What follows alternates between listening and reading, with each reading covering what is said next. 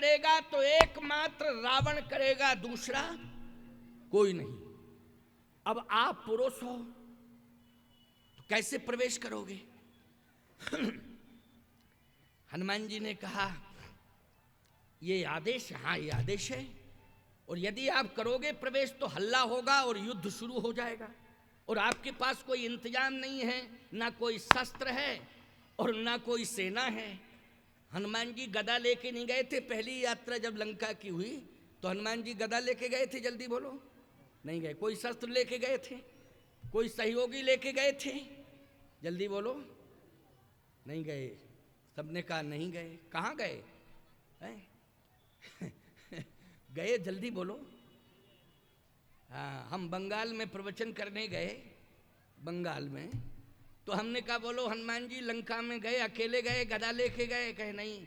लंका में गए अकेले गए कि नहीं? तो एक पता नहीं कौन था बीच में खड़ा हो गया, बोले अमित शाह को लेके गए थे। हम गए क्यों भाई? हनुमान जी अमित को लेके नहीं गए थे, हनुमान जी सुमित को लेके गए थे। किसको लेके गए थे? सुमित। आप कहो कैसे? महावीर विक्रम बजरंगी और कुमति निवार सुमति के। भाई लिखा है कि नहीं लिखा? हम अपनी तरफ से थोड़ी बोल रहे हैं। अमित को लेके गए कि सुमित को? सुमित के संगी। संगी बोलो, संग जा रही है सुमति की नहीं जा रही है? भाई ये रामायण की बात सुना रहे, तुलसीदास जी की बात सुना रहे, बोलो सुना रहे कि नहीं? महावीर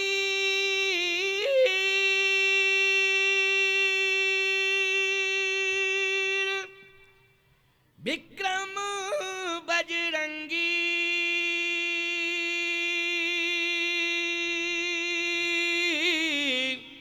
और कुमति निवार सुमति के संगी। कुमति निवार सुमति के संगी। तो मैंने कहा अमित को लेके नहीं गए, सुमति को लेके गए। बोलो गए कि नहीं लंका? अब सुमति को लेके गए तो विभीषण जी ने कहा कि आपके साथ कोई नहीं है, अकेले हैं आप, युद्ध शुरू हो जाएगा। क्योंकि आप विप्र भेष में, हनुमान जी विप्र भेष में पहुंचे थे। किस भेष में पहुंचे थे? विभीषण के आगे, जल्दी बोलो। हाँ, विप्र भेष में पहुंचे कि नहीं? हैं? सुनत विभीषण उस उठते धाये, हैं? तुरंत उठ के आए विप्र भेष में। हनुमान जी जैसे पहुंचे तो कहे कि आप कैसे प्रवेश करोगे? हनुमान जी बोले सही बतावें, असली रूप मेरा क्या है? असली रूप हमें कोई माई कला रोक ही नहीं सकता है, रावण का खानदान नहीं रोक सकता है, ना रावण का संविधान रोक सकता है। कहे तो बता तो दो। हनुमान जी तुरंत जो है बंदर बन गए। बंदर कई ओरिजिनल रूप मेरा ये है, देखो। अब बताओ कौन ऐसी विश्व में वाटिका है या वन है जिसमें बंदर को रोकने का कोई संविधान बना हो? जल्दी बताओ, बंदर को रोकने का संविधान बना हो? बताओ भाई, है? जरा बता दो। अगर वहां वृक्ष हैं, फलदार वृक्ष हैं, वन है, वाटिका है, तो बंदर का पहला अधिकार है। विभीषण बोले गजब हो गया, आपके लिए तो परमिशन की जरूरत ही नहीं है। हनुमान जी बोले तो अब जाऊं? और जैसे ही जाने लगे हनुमान जी, विभीषण बोले रुको रुको रुको। मैं एक दिन वाल्मीकि रामायण पढ़ रहा था। हाँ, तो क्या हुआ? क्या उसमें ये लिखा था कि श्री जानकी माता बंदर का चित्र देख के अयोध्या में बेहोश हो गई थी? कहे हाँ सुना तो हमने भी है। तो कहे रुको, जब बंदर का फोटो देख के सियबन वसई तात कहीं भांति चित्र लिखित कपि देख डराती, जब बंदर का फोटो देख करके बेहोश हो गई तो विभीषण जी बोले आप तो ओरिजिनल हो, क्या होगी दशा? अब बंदर बन के जाओगे तो दशा क्या होगी? क्योंकि ओरिजिनलिटी है आप में। उस समय तो फोटो देख करके बेहोश हो गई, इस समय तो आप ओरिजिनल हैं, इसलिए बंदर बन के मत जाओ। हनुमान जी बोले ब्राह्मण बन के ना जाएं, बंदर बन के ना जाएं, तो आखिर क्या बन के जाएं ये बताओ। विभीषण जी बोले मैं कुछ नहीं कह पा रहा। कहे नहीं कुछ तो बताओ, कुछ तो बताओ। तो विभीषण जी ने कहा कि मेरा एक सजेशन है। क्या? आप बंदर बन के जाओ, हाँ, लेकिन डायरेक्ट मत जाना। फिर बोले बंदर का संबंध होता है वृक्ष की डाली से। क्यों? बंदर का संबंध डायरेक्ट इंसान के पास पहुंचने का नियम है कि वृक्ष की डाली पे पहुंचने का नियम है? बोलो। अभी बंदर यहाँ पेड़ है, देखो इतने पेड़ लगे हैं, किसी डाली पर बैठ जाए तो गांव वाले खूब आराम से देखते रहेंगे, और इतनी बड़ी सभा में एक बंदर बीच में आ जाए तो कोई बैठा सकता है आप सबको? सब उठ उठ के भागेंगे कि नहीं भागेंगे? बोलो जल्दी। क्योंकि बंदर कहे आप वृक्ष की डालियों और पत्तों के बीच में छिप जाना। हनुमान जी ने कहा ठीक है, छिप जाऊंगा, लेकिन जाना तो पड़ेगा ही।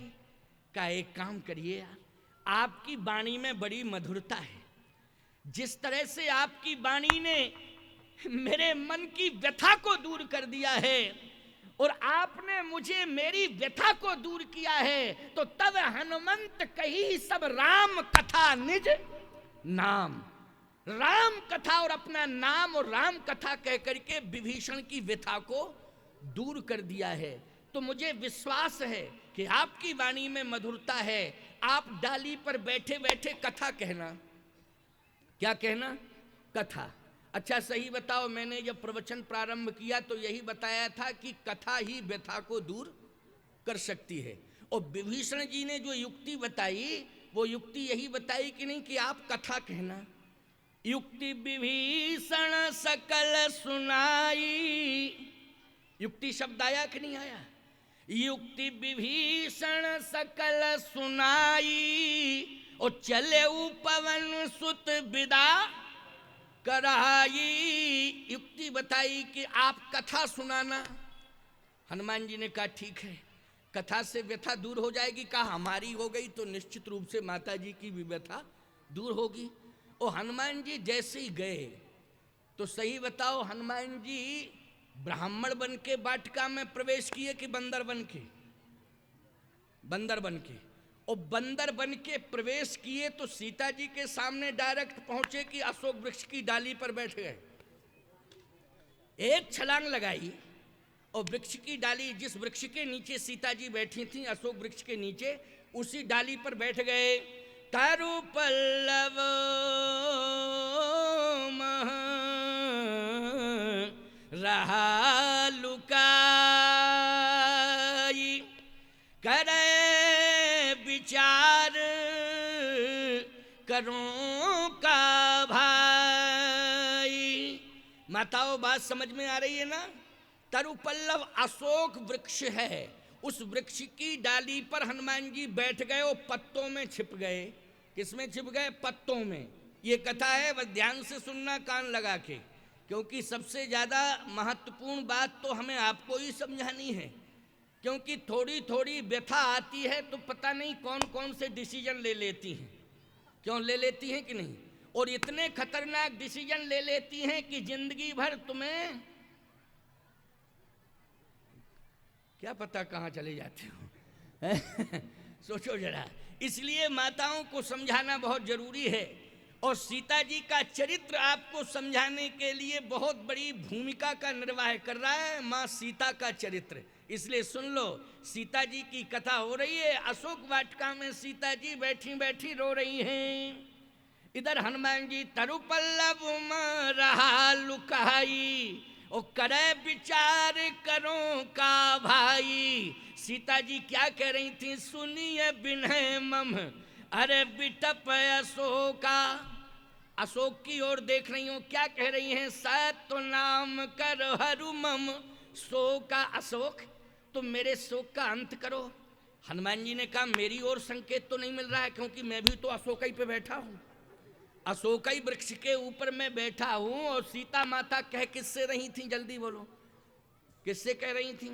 हाँ, सुनिए विनय मम बिटप अशोका, सत्य नाम कर हरु मम शोका।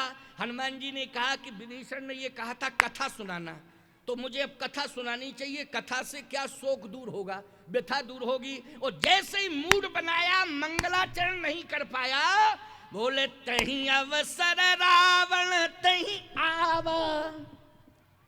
उसी समय रावण आ गया। हनुमान जी बोले अब चुप हो जाओ, अब चुप